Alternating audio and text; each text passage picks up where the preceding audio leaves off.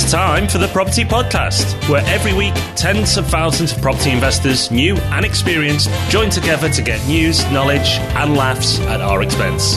With me, Rob Bence. And me, Rob Dix. Join us every Thursday morning for your weekly dose of property ideas and motivation. Then head over to our website at thepropertypodcast.com to keep the conversation going. Now though, let's get started. Hello and welcome to the Property Podcast. It is episode 68. I'm Rob B. With me is Rob D. Hey Rob, how's it going?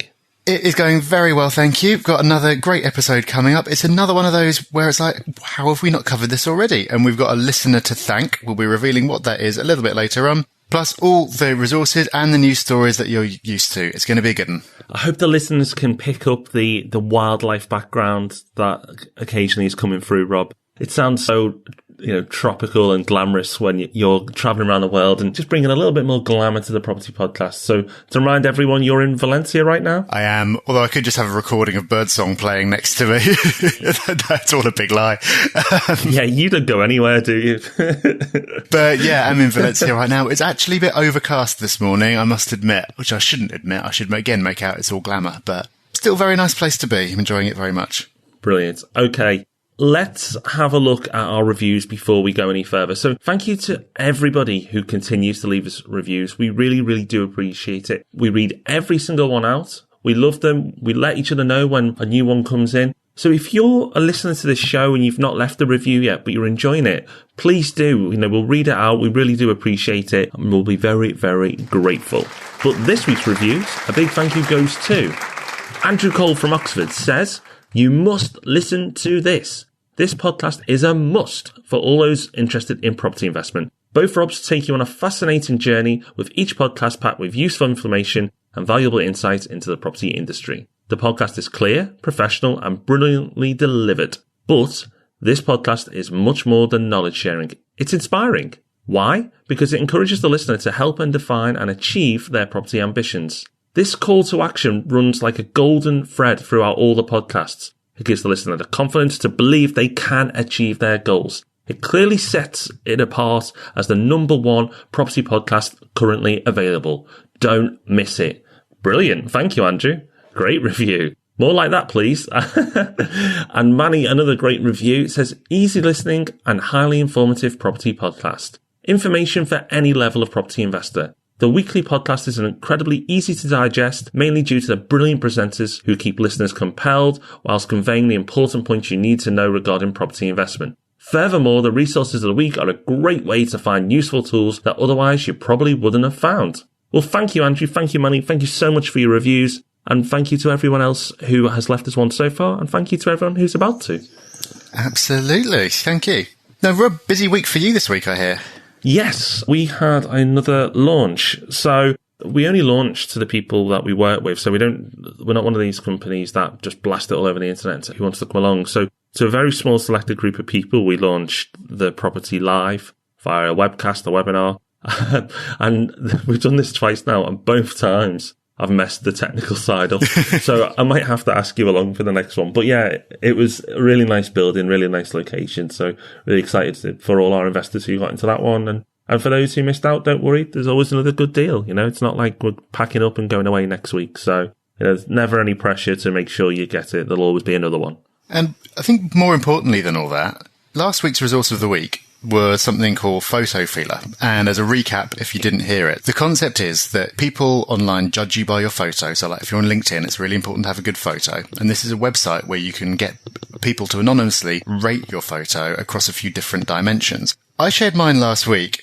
Rob was a little bit late on his, just got it done, and when he shared his results with me, I was convinced that he had doctored the screenshot, but apparently it's genuine. Do you want to spill the beans? Yeah, forget the property launch. This is much more important. Yeah.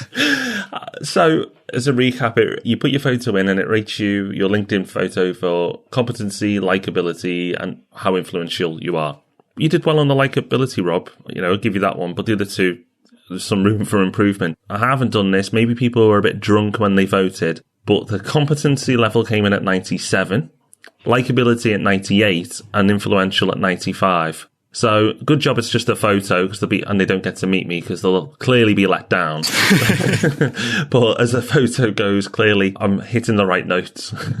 Yeah, impressive stuff. Congratulations. And so if you've not had a go at Photophilia yet, it is quite addictive, and Rob set a high bar, but have a look. It's all good fun. Yeah, I'll post it in the show notes so you know I'm not lying. And also this week, I've been chatting to a few listeners because in the Property Hub Plus, we now do this thing called office hours, where if you're a Plus member, you can book a slot to just have a chat with one of us. And so I've spoken to a couple of people from that, and we had another couple of interesting conversations as well. It's just been really great to be speaking to people this week. And wherever I am, I really like to be able to just kind of get on Skype with people and talk about property and find out what's going on. And it's always especially good to talk to people who are in the hub or who listen to the podcast. So I've really enjoyed that. So thank you to everyone I've spoken to. And I hope to have lots more interaction over Skype and in the hub and everywhere else. It's the absolute best part of doing the show. I've said it before, but it's true. It is. And we had a lovely email in this week as well from a listener. So thank you for all the feedback and the positivity and the nice words that people continue to say and send us. And yeah, we're both available for office hours for Property Hub Plus members. If you want to engage with us outside of the Property Hub Plus, there's the Property Hub too. We make ourselves very accessible. Rob, news story of the week. I love these articles, and I have to admit I play this game as well. So this week, the article is from the Daily Mail. As I said, I love this game. What the article's put together is the average cost of UK property. So apparently that's £186,512. I like the way they got very precise there. That's the average cost of a UK property. And what they've done is they've gone through England, Scotland, Wales, and London, and they've looked at what £185,000 to £190,000 can buy you. So it's really interesting. Now, unsurprisingly, what you get in London isn't the best looking properties I've ever seen. In fact, the one they chose for London looks like Del Boy's Tower. I forgot what it was called, that tower. But yeah, it looks like Del Boy should be sticking his head out a window. And it goes from that extreme to a 4-bed new build in Newcastle. So it's amazing the difference you can get for your money. What are you going to learn from this property? Well, that the south is expensive and the north you get more value. I do this all the time because I live in the southeast, so I always like saying, what could my money get elsewhere? It's a great way of procrastinating. Rightmove gets lots of hits from me on a daily basis when I'm looking to procrastinate. How much fun must it have been to put this article together? You can't imagine anything more fun. In a similar vein, there was a program on about estate agents a few weeks ago that I was watching, and there was someone who was literally selling a grade 2 listed estate on the outskirts of Aberdeen for the same price as one of my flats in London. And I just could not believe it. We just got acres and acres of ground. And I was just sort of trying to make myself feel better about it. Go, yeah, but what about the upkeep? The services on that are going to be a nightmare. But yeah, it is just amazing. And I liked earlier how you said they went through England, Wales, Scotland and London as if London's a country of its own, which it pretty much is when it comes to property. It is. It really is. It's bonkers. I can probably keep saying this, but I have daily conversations with investors where we all go, it's just mad, isn't it? It's like, but if we're all saying it's mad, it's probably because it is. Okay, but before we start logging on to Rightmove and looking at properties for ourselves around the country, let's get into our topic of the week. And this week, Rob, we have a listener to thank for giving us the nudge to do this episode. Yes, we do. So let's play out a voicemail we received from Chris Brown. Hi, Rob and Rob. Really great podcast. Really enjoy all the stuff that you put out. So thank you very much for that. My question is about renting to DSS tenants. I completely understand that everybody could become in receipt of benefits and lose their job at some point in their life, and therefore I have no discrimination or prejudicial thoughts on people in receipt of benefits. However, I do read in blogs and on forums and listening to the media that renting to tenants who are DSS can be quite difficult and quite challenging. But if for no other reason, because of the council can sometimes be not seen as very landlord friendly and not help with the landlord and help with the tenancy. Just wondering on your thoughts on this and how you guys would mitigate the risks. I don't believe rent guaranteed insurance is available for DSS tenants, and I don't know whether you guys have any personal experiences or thoughts on whether you would invest in properties for DSS tenants specifically. Thank you very much. Really great stuff. I really enjoy everything you do. Cheers. Chris, thank you for your question. Really great question and really well phrased. And you're right, it is hard to talk about this subject without worrying that you're coming across as prejudiced in some way. But there are very real issues that need to be talked about. And so we're going to try and do that and explore the issues that you brought up a little bit more. I think I'm right in saying, Rob, that you have never had any LHA tenants? No, not true, actually. Not true. One of my earlier properties did at the beginning have somebody who worked but had it topped up by LHA. So it was sort of half and half. I have to say, never given me any serious issues, but not always the case, as we'll find out. Yeah, and I have done, but I've never done so directly. I had it through a housing association, so it was a little bit different. So we don't have a wealth of expertise on this area, but we know a lot of people in the Property Hub and outside who specialise in this kind of thing. And in my book, Beyond the Bricks, I spoke to a few people. I interviewed a few people for that who entirely deal with LHA tenants. So from our own experiences and from other people's, we should be able to give you a good perspective on this issue. But to start with, we need to explain what LHA is, I suppose. Yeah, let's do it. So LHA is the method that's used to calculate how much housing benefit someone's entitled to. So many people still refer to this as DSS. I even do it sometimes, to be fair. It's just habit. But that term is outdated. Now, each family is entitled to a certain number of bedrooms based on their circumstances. So, for example, a married couple with one child would be entitled to a 2-bedroom rate of LHA.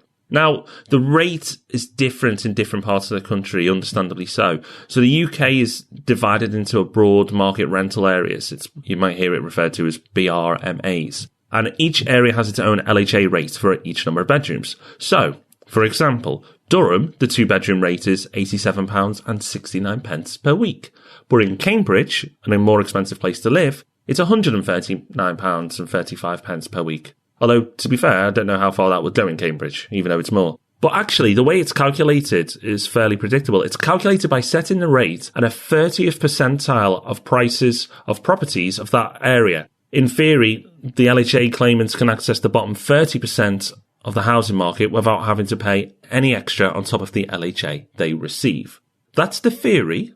Let's dig in a little bit more deeper and see how this all works. Yeah, well, let's start out by looking at the benefits of renting to LHA tenants, why people do it. So one of the benefits is tied into what Rob's just been talking about. The level of LHA is set in a very predictable way, and you know how much people are going to get. So if their family circumstances are a particular way, you know how much money they're going to get. That means that you know exactly how much rent you can charge. And you can sometimes get more rent from an LHA tenant than you could from a private tenant. It's all to do with how the areas are calculated and demand in the area and so forth, but it can work out that the level of LHA might be, say, £100 a week, but a private tenant would only be willing to pay you, under normal market conditions, £75 a week, so you end up better off. And to the tenant who's receiving LHA, it doesn't make any difference. If the market price is £75, but they're entitled to £100, you can charge them £100 because they don't get to keep the difference. So if they're entitled to 100, but you only charge them 75, they don't get to keep that extra £25. So it makes no difference to them at all.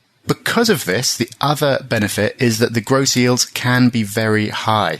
There are areas of the country where you can buy a cheap terrace house, make it available at the LHA rate, and end up with a very high yield, higher than you would be able to for professional tenants. And we say cheap terraces because, as Rob said, it's to do with the number of bedrooms. That's what dictates it. So if you've got a 3-bedroom terrace versus a 3-bedroom detached house with stables and gardens and everything else, it doesn't make any difference. The LHA rate is going to be exactly the same. Another benefit is that there's a lot of demand. So there is a shortage of good quality accommodation that's available for LHA claimants. And as you'll have known, if you spent any time looking at properties to rent on Rightmove or somewhere like that, you'll see that loads of the adverts say no DSS. So there's that term again. So many landlords, because of the perception and the issues that we'll come to later, won't consider renting to this sector. If you have a good quality property that is available to this sector, you will never be short of tenants. Related to that as well, you'll find that tenancies are often longer. If you've got professional tenants in flats in the city centre, you might find that they're quite mobile. So you'll have people moving around with work or just moving in with a partner or something. Or you've got a family who will eventually save up for their own house and move on. LHA tenants can often be far more rooted in the local area and have family and other connections there. So if they've got kids in a local school, they can be there for a really long time.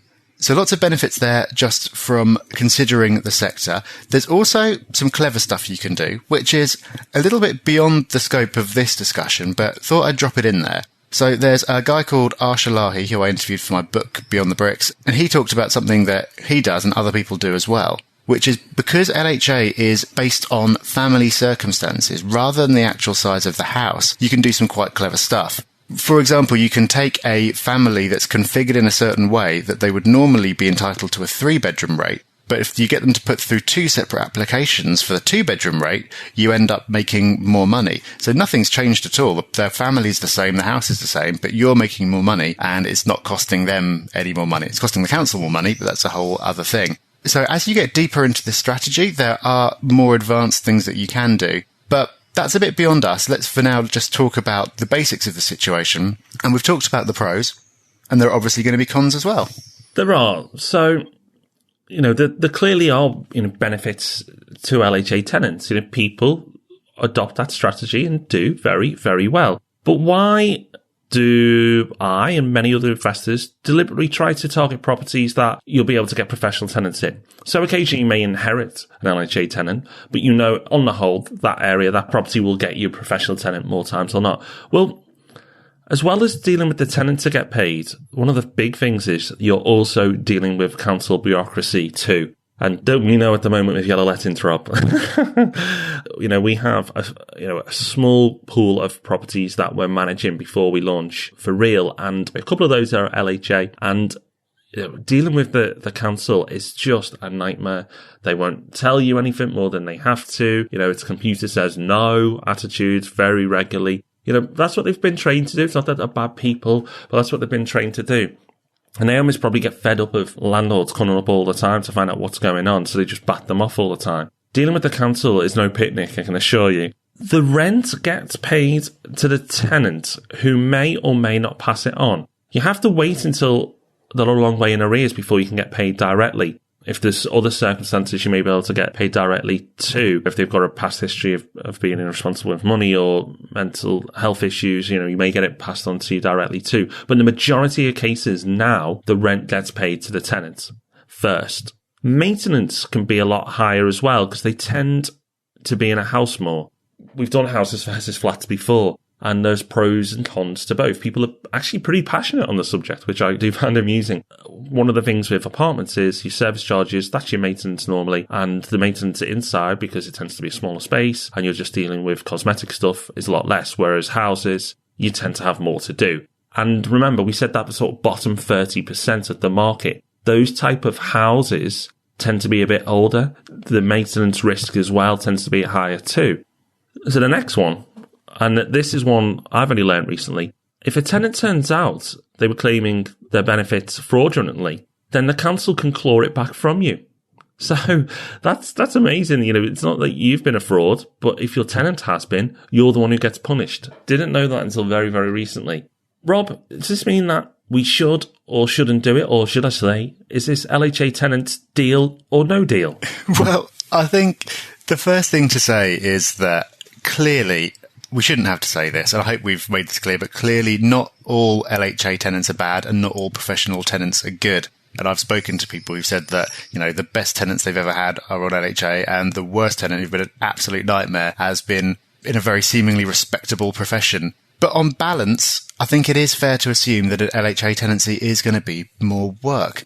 Because even if you've got a great tenant, there is the prospect of all the council bureaucracy, there is the maintenance that you've talked about. It is potentially going to be a little bit more work. So what I would say, and it's only a personal view, is that by all means make LHA part of your strategy, as long as you know the risk and you've factored in things like higher maintenance and the higher chance of no payment into your figures. So you've taken the seemingly high yield that you can get and you've put in some realistic assumptions about maintenance and voids and things like that, and you've got that into your figures and it still looks like an attractive investment. Do it as long as you're either fully prepared with eyes open to be hands-on yourself or find a brilliant agent who specializes in LHA. Because for me, if I'm being hands-off anyway as an investor, if I could find a specialist agent who could handle this, I wouldn't really care who lived there.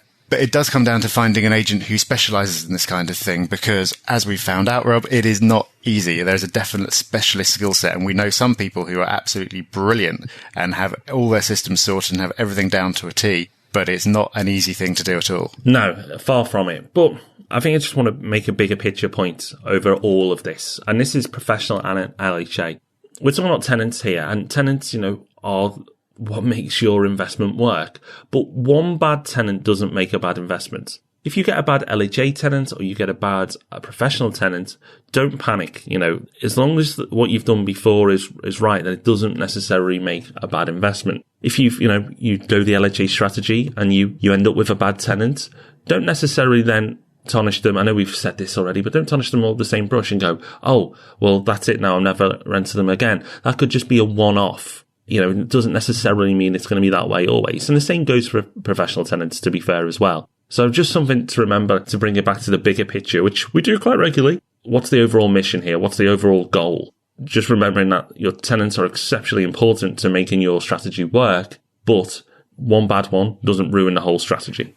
Yeah, I think you're absolutely right. And I think that something that in terms of the bigger picture I would think about is coming back to the property. So if you've got a property which could attract LHA tenants, could attract professionals, it can go either way, then it doesn't really matter. One thing that you might want to be aware of is, like, I see a lot of people on forums go, wow, like you can buy a sort of a terraced house in Burnley for £20,000 and getting all excited about like sort of 20% yields and stuff. And it's true, but that does mean that you're going to be vulnerable to a couple of things. For a start, it means that in lots of areas like that, the LHA market is going to be your only market. That means that if there is some kind of governmental change that makes it less desirable to you, so like they cut the rates or they do away with direct payments completely or something else that we haven't even thought of, that leaving you holding a property that's suddenly a lot less profitable and a lot more risky, and it's hard to get money out of. And also in areas like that, you're going to find that the only exit is going to be probably to another investor. It's not really an owner-occupier kind of area.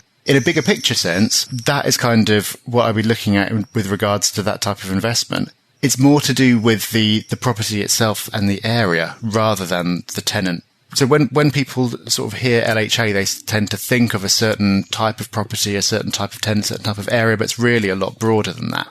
I think that's a great point, Rob. That's a really good way to round this off. Go for a property that has the potential to market to both, not just one. I think that's some great advice there. So there you go. Good tip to end on. I think that's brilliant, Rob.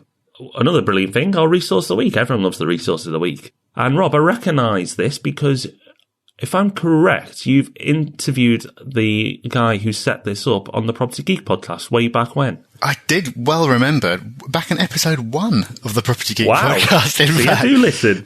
Yeah, the very first one I did. And so I was actually looking through the archives to see if we'd used this as a resource of the week before, and we haven't, which surprised me. I just thought it was really relevant to this week's episode. Couldn't be more relevant because it is dssmove.co.uk. It is basically Rightmove for properties who accept LHA tenants. In fact, one of the first questions I asked him was like, why is it called DSS Move? That's what it was called years and years ago. Now it's not called that anymore. But he said, quite rightly, that's what most people call it. That's what the tenants themselves call it. So that's what they're going to be searching for, which makes a lot of sense. The idea of this is that as a tenant, it's a really frustrating experience when you go on Rightmove and you're looking through the listings and you click into each one and it always says no LHA, no LHA. So he set up an alternative portal. It looks very similar, but every single property on there will accept people who claim LHA. And he's doing really, really well. And it's obviously great as well for agents and landlords who have properties that appeal to that kind of market, because it just helps them to find people a lot more easily as well. I thought it was a really great idea, and I know that it's doing really well. And so couldn't be more appropriate for the episode, really. Yeah, definitely. Great resource. And the website looks great. He's done a brilliant job with it. It looks like a serious player. I'll have a little nosy around that after this chat, Rob. So just a reminder that we haven't asked for a while, but if you are enjoying the show, please do leave us a review. As I mentioned at the top of the show, we love them. So if you're enjoying it, please leave a review. We'll be very, very grateful. And next week, Rob, it's a review-worthy show, that's for sure. We're doing an episode and we're calling it the 18-year property cycle. I have to thank a listener, Matt Earl, for this because he reads Money Week. And I've been pretty dismissive of Money Week, I have to say. They're not very pro-property. However, he sent me an article from Money Week, and it was really interesting. I just stopped what I was doing, and just read the 4 or 5 pages, however many it was, and then went out and got a copy of Money Week myself. So he actually made me buy Money Week, which I thought would never happen. But we're going to dissect this article next week, this theory. And it's about how property goes through an 18-year cycle. Really, really interesting. I sent it on to you, Rob, and you thought it was a great article too. Yeah, I'm really looking forward to diving into that one next week. It's going to be a really interesting topic to get into. Thank you to Matt for suggesting that one.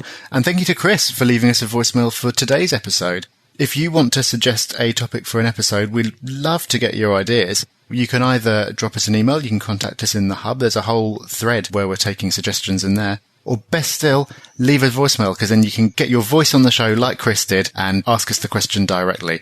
So to do that, just go to thepropertyhub.net/podcast, and on the right-hand side, you'll see a few buttons. One of them will allow you to leave a review. Please do that if you haven't already. And the other one will be where you can leave us a voicemail. It's really easy. Couldn't be easier. Just speak it into your computer and it will come straight through to us. So we'd love to hear from you. Super. Well, that's us for another week. I hope you've enjoyed this episode.